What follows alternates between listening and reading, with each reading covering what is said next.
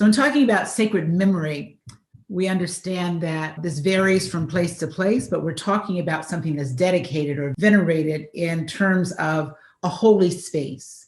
I think that too often when we talk about church buildings, we think it's the building, but it's really what happened in the building. It is the lives of the people that were there. It's the stories that were there. It's the, not what that building looks like, but it's what happened to me, what transitions happened in my life. Where did I meet someone? Where did my mother sit? What kind of song was sung when I was baptized? What did the water feel like when I was baptized? What did we eat? We know in Black churches, what did we eat becomes critically important, right? What did we eat? I was married there. So-and-so was buried there. And that's an intangible for many people. The oral tradition that is the base of religiosity is that someone has now said, this is what happens. Sometimes there are big holes in the years. What I find in doing this work as a historiographer, that they're individual recollections and then they're community recollections. And then because we are an itinerant system, that recollection changes from year to year, depending on who the pastor is. If it's a multi-generational church, it still is different than if it's just a two-generation church. So that becomes critically important. So we're talking about people's image of faith, people's image of the building, who was there when it was one room, and now that we've expanded, what does that look like? We're talking about property, of course, because so-and-so's mother brought this bench, then someone has more privilege and power than someone whose mother could not afford the bench. We're talking in terms of projections and sense even.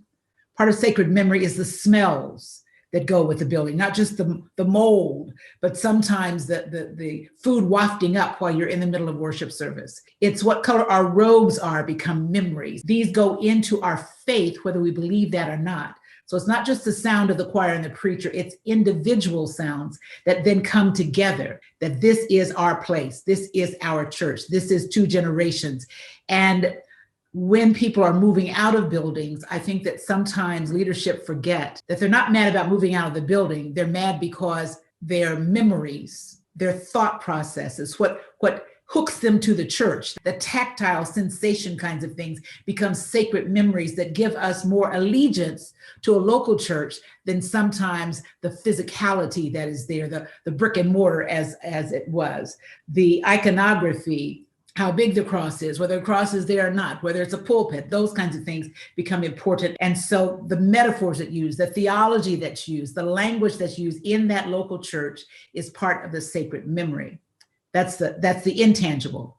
The tangible, of course, are the things that most of you work with, that the deeds, the properties, the documents, the hymn books or lack thereof. For some people, the sacred memory is in the choir robe. And some people take them with them when they leave a church as if they're going to match when they go someplace else. But at any rate, it's those kind of things that we're talking about, right? The genealogies, the baptismal fonts, the water that is used. It's even the communion trays become those tangibles, because then you remember who was there and who gave you your first communion.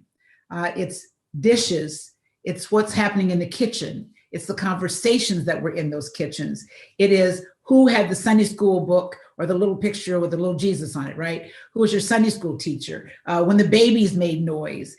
It's membership rolls and certificates and all those things we think about in terms of gathering and retrieving archives. But I think that what is foundational is these intangibles. It's the intangibles that also give character to a local church, which also gives character to the community that surrounds the local church. And those are the things that I think are critically important if we're going to talk about sacred memory, not bricks and mortar.